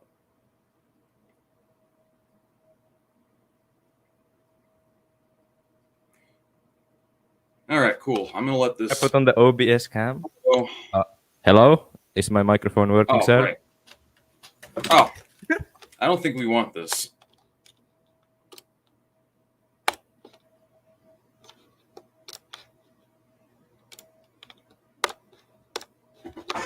Anyways, no trolling. You will get kicked. Anyways, thoughts on Bukharin. Bukharin was basically a proto-Dengist. He's an example. He basically is an example of a revisionist. Yeah, he had an important role to play in the revolution. I do not deny this. Bukharin had a decisive role to play in the revolution. However, he saw the NEP as a means to achieve communism, and his line was incorrect. He was, for all intents and purposes, a rightist. Do I think he deserved to meet his end? Probably not. I need to investigate the Moscow trials further, but what I will say is that, oh yeah, no, that he definitely didn't deserve it. They definitely didn't deserve that. I mean, even if Bukharin was guilty of what they were saying he was guilty of, I mean, that's just excessive. But yeah. I'm obviously aware of capitalist crimes, and I will relate to their struggles at the end of, as Iceland is more or less a dependent on other European countries. I mean, yeah, I mean, the periphery imperialist bloc countries like NATO, the NATO allies like Norway, Finland, Sweden, Switzerland, Iceland, these countries are plugged into global imperialism, and they're junior partners. They're what we would call junior partners in global imperialism.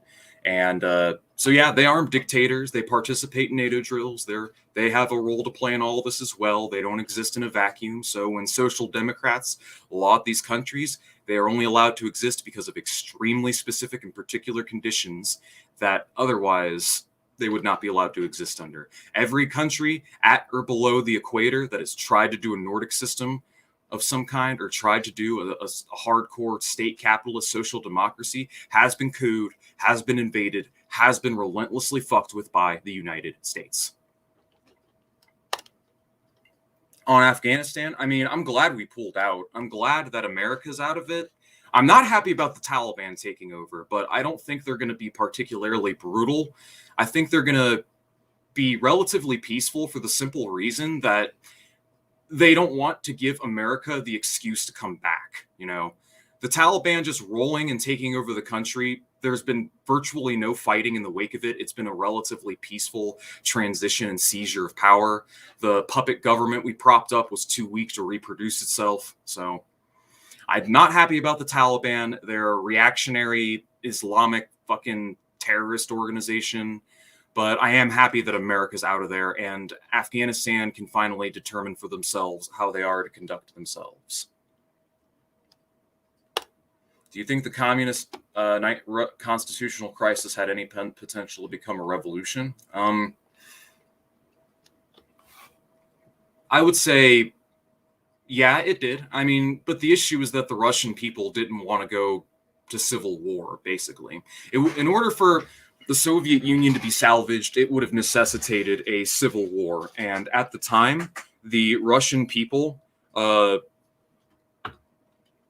despite all the poverty and immiseration, the Russian people, because Yeltsin was full-on a dictator, he basically brutally liquidated the Communist Party and liquidated all the news outlets and unions and organizations. He brutally liquidated, jailed, and executed thousands of people in the wake of the dissolution of the USSR.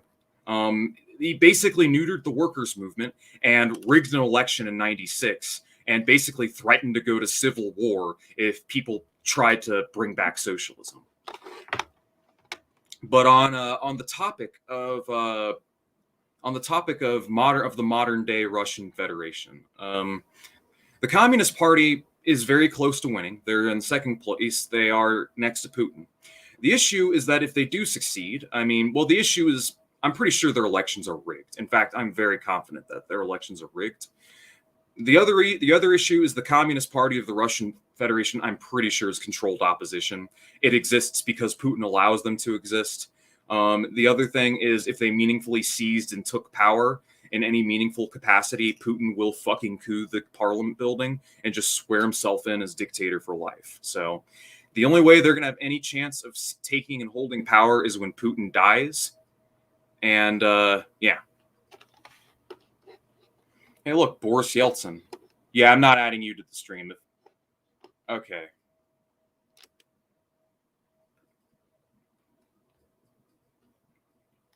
All right, guys. I'm going to go ahead and ban you. Sorry. To ban a guest, you need to require all guests to authenticate. Yeah, you better leave, motherfucker. Anyways, are liberals too fixated on morality? Morality matters. It definitely matters. We should care about ethics, and we should utilize ethic arguments to the extent that we can to convince people of our side.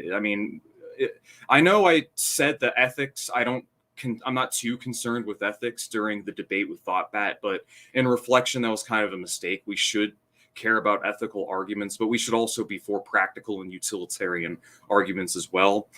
The problem is, the liberal moral framework is incredibly myopic and it's loaded with double standards. And it should be on us to expose these double standards and basically destroy the libs with facts and logic. If we say that proletarian revolution is further development of bourgeois revolution, are there things like fundamental individual rights or separations of powers which definitively should have a place in socialism? Yeah, I would say that separations of rights, and we should definitely respect and care about the rights of the individual. We just shouldn't. Damn, my dog's barking. But I'm just saying that private ownership of factories and large sects of land, like means of production, should just be outlawed. We need to replace the old constitution with a socialist constitution, and we need to treat pretty much all the means of production as the common heritage of the country. Now, if people want to have a little private plot, that's fine. If people want to, grow their own food, or people want to start a small business and employ a couple people under them, that's fine. But you cannot exploit and extract surplus value. That is the rule. You cannot own private property. It would be abolished. But, if you want to be self-employed, you want to start a small cooperative or a small business, I don't necessarily see a problem with that.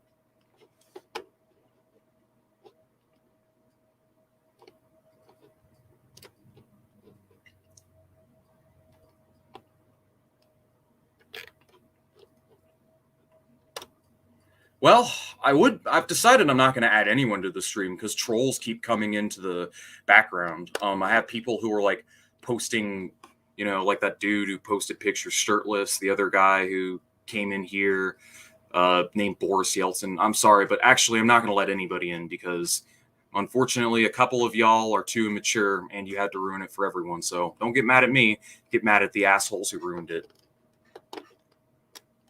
CPRF and Russia are actually having fractions over power.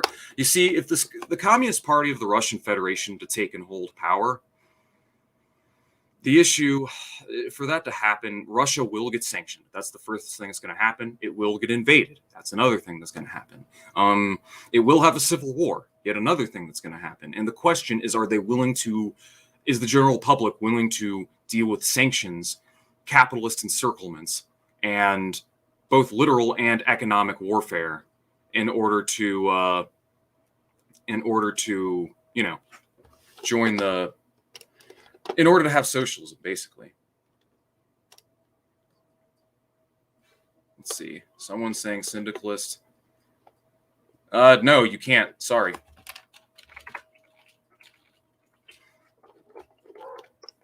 Anyways, are you doing okay? Yeah, man, I'm just aggravated. I'm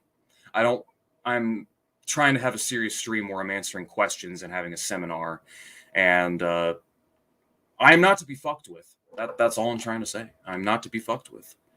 All right, fine. Let's see what this guy has to say. What's up? You're live. You're live. Yo, what's up, man?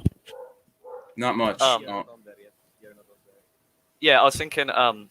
So, what are your thoughts on like Ho Chi Minh? One moment.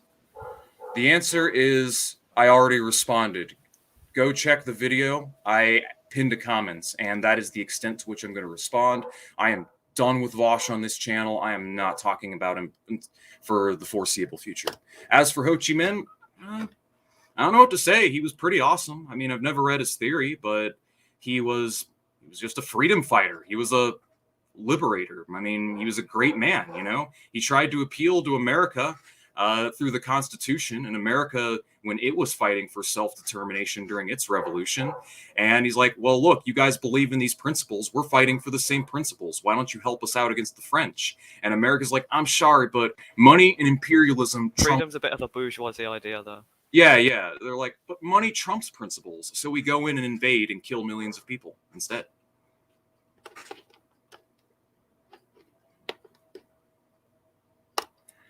I don't need a introductory course to Marxist theory as I've been a communist quite some time and I have read the literature, but regardless, thank you for creating yours channel and platforming.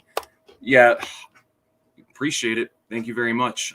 That's kind of the goal of the project. I understand that this channel is probably never going to have millions of subs, but if it has tens of thousands and I'm able to change enough minds to create a substantial amount of MLs and rational people, I mean, that's good enough for me. Just influencing and turning people into MLs. If that's the only role I have to play in all this, that is good enough for me. I'm not out to be the next Lenin. I'm not out to make a career for myself. I'm just out here to present, a scientific alternative to the bullshit,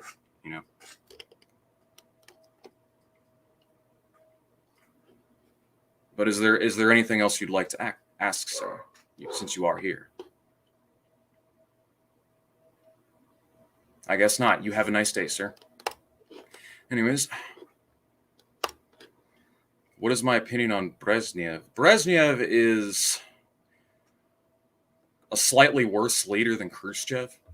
Stalin dies, Malenkov is supposed to succeed him, then Khrushchev coups the Soviet government, and then Brezhnev and his clique coup Khrushchev and kick him out.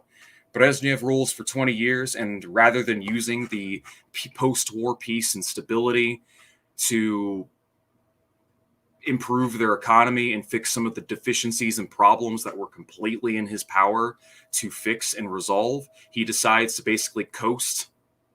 He decides to basically coast the boat. I'm going to ride this burning boat to shore no matter how on fire it is, because he was part of the conservative wing of the government and he was a bit of a political coward. All in all, Brezhnev was fine. Eyebrow Man was not my favorite Soviet leader. I would say that Khrushchev was better just because he was a committed communist despite his mistakes. And, you know, his biggest issue is he sought short solutions to long-term systematic problems. But all in all, when you have a political system that favors, yeah, I'll let you guys in a minute. When you have a political system that insulates itself from pretty much external criticism and debate in the way that the Soviet system did, and just ignores the political and economic problems, as well as pretty much facilitates. It creates an environment that just facilitates yes men, opportunists, corruption, basically, and people just they don't feel compelled to participate in the system because you have a top-down bureaucracy that doesn't do a very good job responding to the needs of its people. So people wanted something better, you know?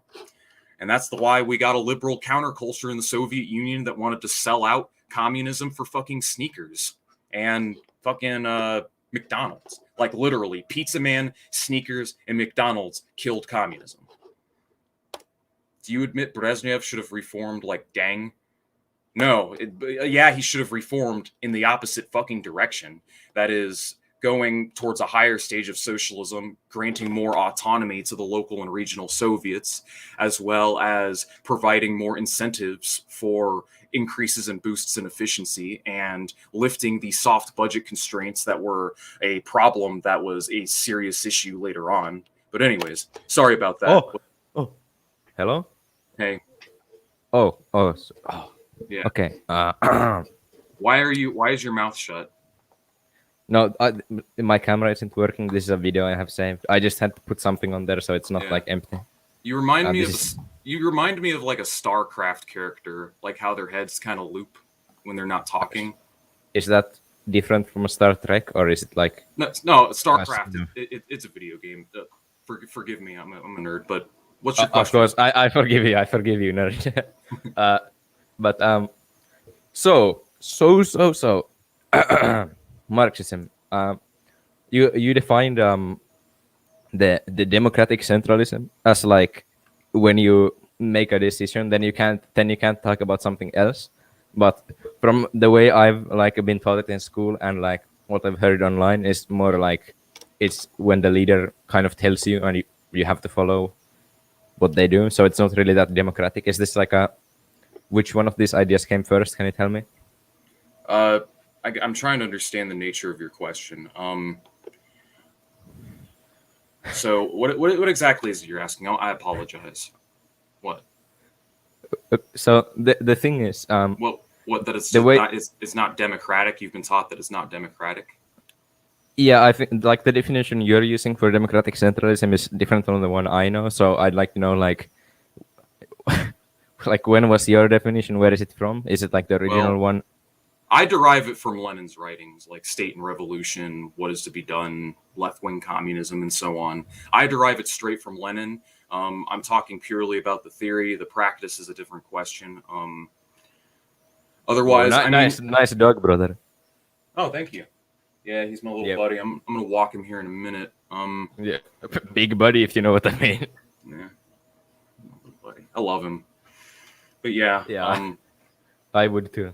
You got anything else for me? Because I'm trying to get through as many of these in the next couple minutes. Yeah. So like the dialectic. I know this is a pretty like broad question. You don't have to go into detail, but I've kind of been struggling with the whole negation of the negation thing. So, would you say that like, for example, when the Soviet Union, it was obviously like pseudo-communist in the Tsarist era, and then it went full communist, and then it went back to capitalism. Do you think that formates the negation of the negation? The negation of the negation just means you can't undo what you've done. It was semi-feudal under the czars, and then it basically became socialist, not communist, but socialist, and then it went back to capitalism. My philosophy is very poor. I apologize. I know what the negation of the negation is. It's just been a while since I've brushed up on my dialectics, so. But that's basically what it is. I would say, as far as I can tell, it's not true. You definitely can undo what you've done.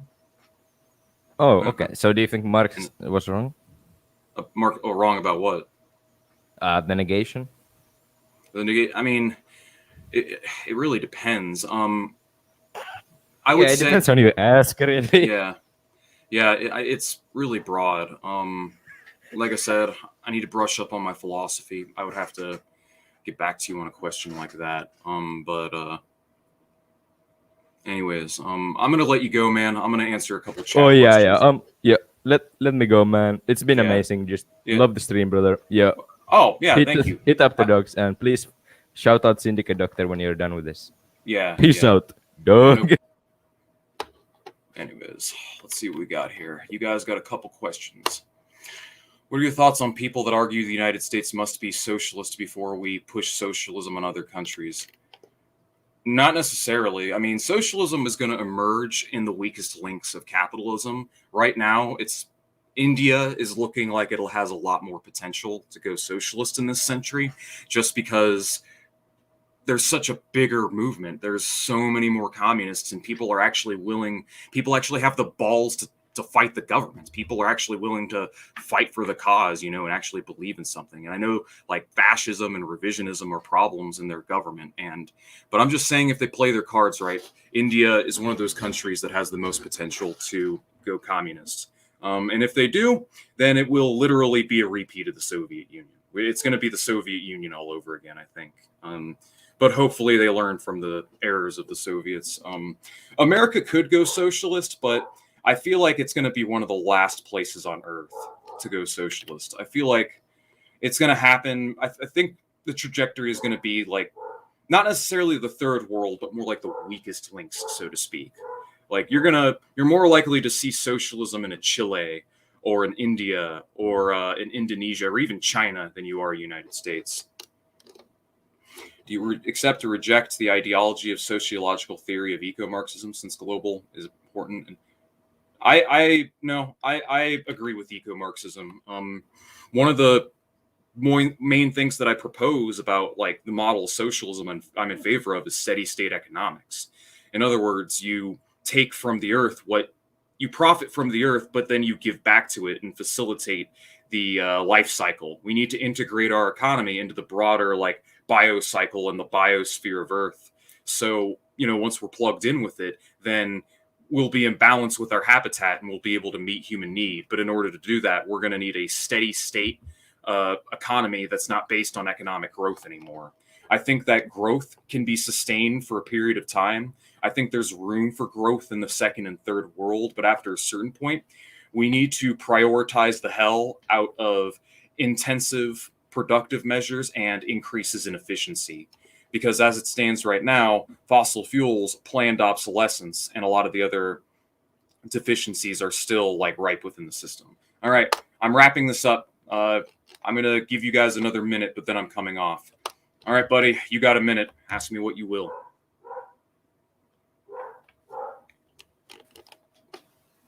Okay, hello. I need to put like an avatar on, hold on. No, you don't. I hear you fine. Just ask, because I legit got to go. Oh yeah. So, like the Finnish War, so that like so do you think that like they should have won the Finnish War? Do I think what? I'm sorry, my dog's distracting me. He's barking right now. Do you think like the Finnish army should have tried to win the war or submit to like the USSR? I mean, during the Finnish Civil War or World War II? World War II. Oh. Well, it would have been nice for them to submit. That would have definitely been nice. Contrary to what the propaganda, like the interpretation of the history will tell you, the Soviets did win the Finnish War. The whole point was they were trying to trade land so that they would have a strategic hard point against the Nazis during World War II. And they really tried to bargain and get that land, but they couldn't secure it, which is why they invaded. Now, ideally, Soviets could have probably occupied and basically liquidated the Finnish government and established socialism there. And then we would have another part of the Warsaw or SSR, I guess. But okay. Yeah. Yep. Also, what breed is your dog? It's really cute. He is a pit boxer. He is a pit boxer mix. Yeah. How cute. Yeah. Okay. Yes, he is. He's a strong dog, man. I have to walk him with a harness because I'm cheap. I use a leash. He has snaps that leash multiple times because I walk him at night, and if I have it around the collar, he's got his full strength and leverage, and he'll just dart take off from 0 to 100, and he will snap that leash going after a squirrel or a rabbit or whatever. And then so I bought a harness, and the harness takes away his leverage, so he can't destroy the leash. He's a strong dog, but he's also a sweetheart. Have you red-pilled him on Marxism-Leninism? No, because he can't read or understand English. But he's like his daddy. Yeah. He's a very muscular, strong creature like his daddy. So that's all that matters. Anyways, Okay. Have a nice day, comrade. All right, one more question. Reporting on. Yep. One more question. I know I keep saying this, but one more question. Hello. Hello, comrade. Hello. I've been meaning to talk to you earlier, but I couldn't. But right now we could. And I have a question. The anti-communism is a huge issue in the West and in the world in general, and it's basically like very hard to combat. Like when there is like Dems and liberals and conservatives everywhere that is always trying to misspread like lies and keep misspreading truths of past socialist experiences and socialism in general. And I guess that's my question. Yeah. Well, right now we took a heavy blow when the Soviet Union was dissolved. That literally set us back as a species 100 years. What I will say is that we're basically back to square zero. I mean, which is a better position than square -20, which is where we were at in the 1990s. Being a communist today is much better than being a communist in the 90s. Jesus, there was like no hope at that point. But today, the contradictions are a lot more apparent. The cracks within the system are starting to show. People are becoming more politically polarized, and they're becoming more receptive and open to alternatives. So our job is just educate ourselves as much as possible, then present those viable alternatives in a convincing, compelling, charismatic manner. Otherwise, you're always going to have to deal with resistance. You're going to have to deal with anti-communism. We basically have to deal with literally a century of Cold War baggage. But the good news is that there's a new generation born that hasn't been indoctrinated. So we have a new generation of people that can be introduced to Marxist-Leninist theory and taught the materialist world outlook from an objective point of view, rather than the establishment. But it's going to require us to form our own media outlets. I think we have the advantage in the internet because channels like mine can spread these ideas and we can reach people at light speeds. So we have a lot of advantages today. Not all is bleak, but we're probably going to be old men by the time we see another by the time we see another revolution. Just we're playing the long game, comrade. That is all. Thank you for answering my question, and I will see you in the next stream. All right. See you soon, bud.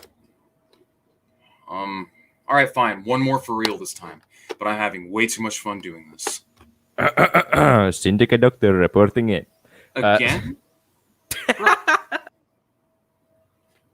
Sorry, buddy. I got other fish to fry. I've got other people that I need to talk to. Also, is this video? Absolutely. And I encourage you to share with your friends, family, and neighbors. So I think I'm done now. No more questions. Shout out to my Patreons. Your gratuity is greatly appreciated. I don't get a lot of money from Patreon, but it is nice having my gas money paid for on a month-by-month basis. I work in a dusty warehouse for several hours every evening. That is what I do for a living. I'm part of CISO, the Cincinnati Socialists. If you're not in an org, join an org. If there's no orgs near you, consider starting one. If you can't, start a reading group. Agitate, educate, organize. We have a lot of important work to do. Yeah, but otherwise, in about 2 hours, I think we've gone on long enough. You all have a nice day. Take care. I'm going to go walk my dog.